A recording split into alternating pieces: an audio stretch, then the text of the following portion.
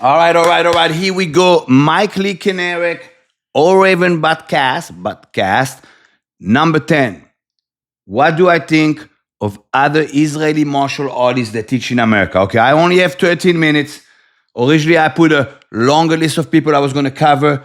I am going to cover 6 people only in this video. This is related to Israeli martial art, not tactical training. In other words, not shooting. I will make a different video about what I think about the people that teach in America tactical shooting, both handguns and rifle, in a completely different podcast. Okay, so let's start off with the first one. I'm going to break this into 2 categories. 3 people that teach in America and North America on a regular basis, and those are the 3 people that contributed to Agana. Credit goes where credit is due. And then there's going to be 3 people that come to America, that travel to America to teach seminars and courses that do not live in North America. All right, let's start with the first one first. Ron Mizrahi. Ron Mizrahi's background is Krav Maga. To me, he is the guy to go to Krav Maga in America, regardless that me and him are brothers, because of the X factor he has that he teaches Krav Maga Naki. Naki means in Hebrew clean, okay? Ron grew up on a kibbutz, on Krav Maga, with the founders of Krav Maga since he's a child. He knows Krav Maga from A to Z better than anybody in America. As a matter of fact, he just got ranked as a grandmaster, 8th degree black belt, red belt in Israel by his peers in Israel. So if you want clean Krav Maga and be clear about the curriculums, the way it's supposed to be in Israel, you go to Ron Mizrahi. Flaws. Okay, so I'm gonna address each teacher. There's 6 of them. Okay, each teacher according to their background. I just gave you Ron Mizrahi's background. Okay, and again, this is not about tactical training, not about combat training. No guns, no knives, no. How say that? No. Well, actually, knives is included in martial arts, but no firearms. Okay, so it's going to be the background, the X factor, and the flaws. Okay, so once again, Ron Mizrahi, clean Krav Maga, comes from the source. Since he's a child, he knows nothing else but Krav Maga. The X factor, clean Krav Maga. The flaw is connected to his X factor, is the fact that he has never changed this curriculum and he keeps it clean to the way it was taught to him forever because he wants to stay authentic. So his X factor, in my opinion, is also a flaw because the development stopped because the curriculum is as taught to him by his teacher Chaim Zut, and Chaim Zut was taught by Emil Lichtenfeld. Okay, so second one in the list, my second brother, Moti Horenstein from Hisardut. Okay, Moti Horenstein from Hisardut grew up on Hisardut, grew up on judo and Kyokushin karate. Okay, that system is a fighting system. Krav Maga is a self-defense system. Okay, when it comes to fighting, out of all the Israelis, including me, no one holds that hat or that crown better than Moti Horenstein. He's the Israeli hammer. He's the king of the hill. He's the one who fought in the UFC. He's the one who fought in Thailand, and he's the King Cup champion. He's the one who fought Kyokushin world champion. He's the one who fought Shidokan's, Shidokan world heavyweight champion. You cannot get a better fighter than Moti. Okay, so his X factor is the fact that he is a world champion in 3 different organizations, and he has that experience. He knows how it feels. Okay, I know that because I've spent a lot of time with Moti. I've spent a lot of time with Ron, and Moti is the guy. You want to learn sparring, you want to learn grappling, you want to learn throws, you want to learn all that stuff that's connected to fighting. Moti is the man, and that's his X factor because he's a world champion.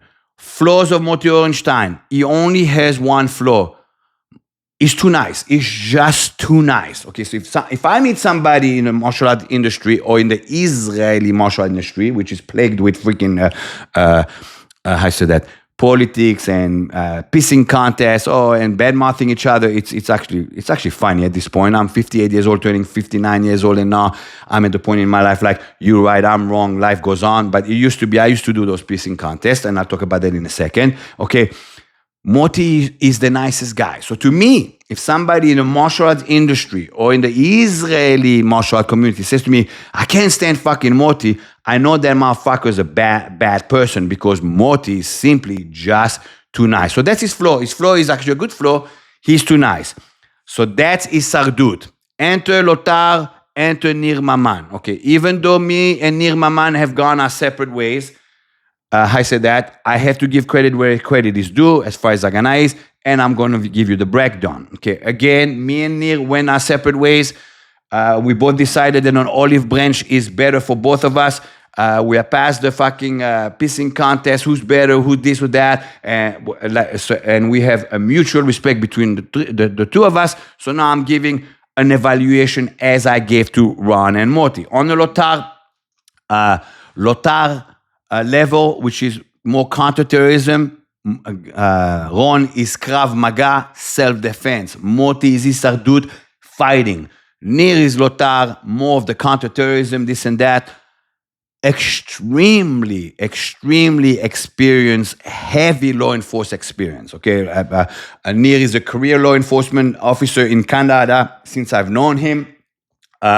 He went from Sayed Golani to the Lotar unit in Israel, which is a counterterrorism unit, and he's been a rock star in that unit. So extensive law enforcement experience and counterterrorism experience. Also, Nir is the only one of the three of us, me, Ron, of the four of us, me, Ron, Moti, and him, that actually fought in Haravot Berzel, which is Iron Sword. He's been fighting for the last 2 years in Gaza, back and forth, going with his family. Chapeau to Nir on that. That was hard fighting, and he deserves all the credit in the world. Those who fight deserve the credit. So again, on his X factor, by far, heavy law enforcement experience. You law enforcement guy, you want to learn Israeli method, he's the man to go. Okay, flaws.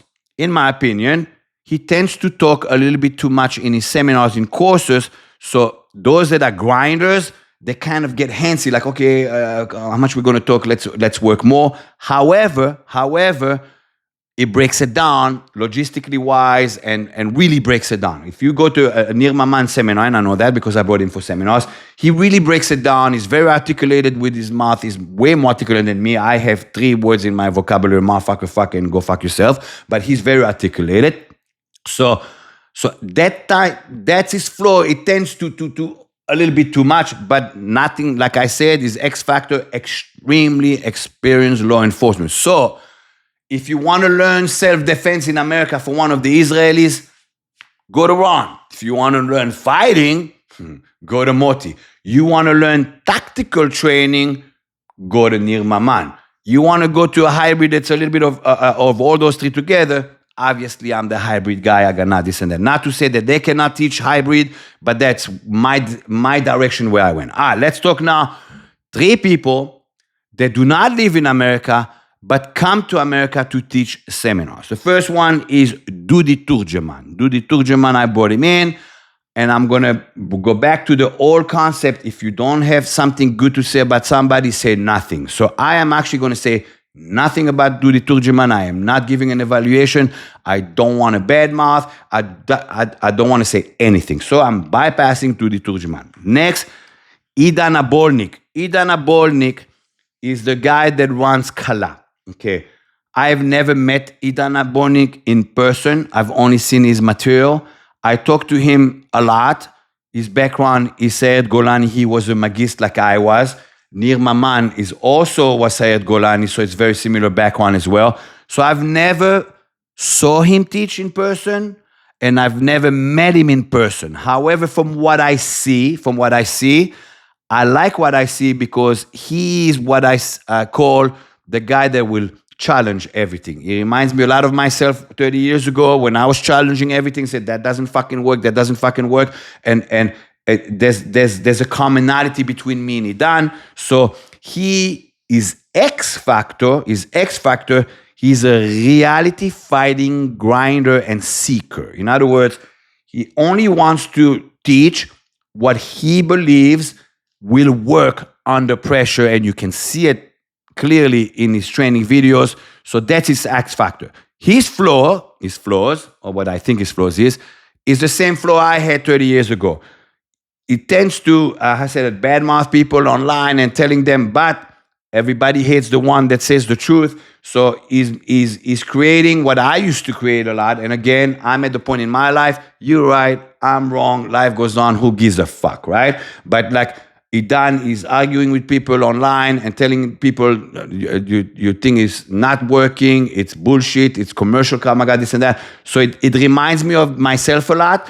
And that's a flaw because it puts like a bad taste in people's mouth. So, but needless to say, he's a reality finder and grinder. He wants to only teach what really fucking works. So that I like in him. That's what I think about Idan Abolnik. I get the most. What I get the most is, what do you think about Idan Abolnik? What do you think? I get that question more than what I think more about Ron, Moti, or Nir. More about Idan Abolnik because again, he's on social media. His videos are aggressive, this and that. So that's what I think of Idan Abolnik. The last one is Moshe Katz. Okay, I met Moshe Katz, I think 24 years ago, something like that. 20 years, don't quote me on the year, while he was my student in a couple sessions at Karate College. Okay, so I've met him in person. I've never seen him teach, just like I've never seen Idan Abolnik teach in person. Okay, I've only seen videos of Moshe Katz teach. So his background is Krav Maga.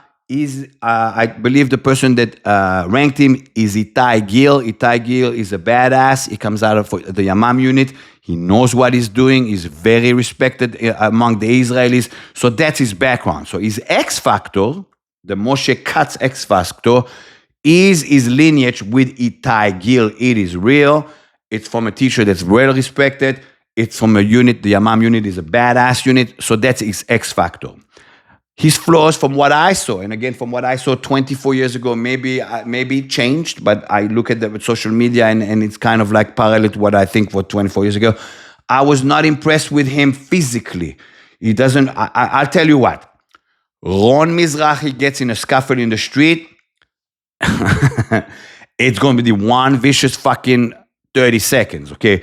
Moti gets in a scuffle in the street, it's going to be 3 seconds and somebody's getting knocked out.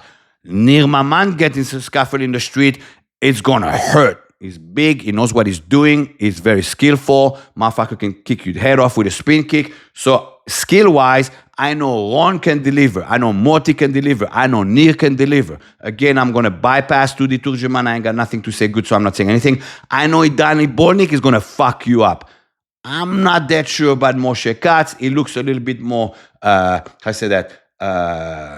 not as aggressive and combative as us, but I could be wrong. So, it's been 13 minutes. You want self-defense, Israeli martial art, Ron Mizrahi. You want fighting Israeli martial art, Moti Horenstein. You want tactical Israeli martial art, Nir Maman. You want a guy that's on a path to fucking grind reality fighting, Idan Abolnik.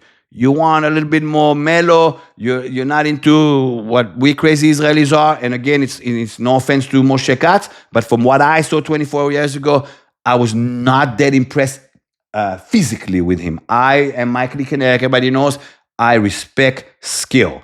The skill that I saw were mellow, not aggressive.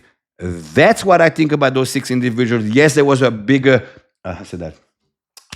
list when I announced it, but it's already been 14 minutes, so I can go. My next podcast will be, what the hell is Mike Lickner doing with ground survival?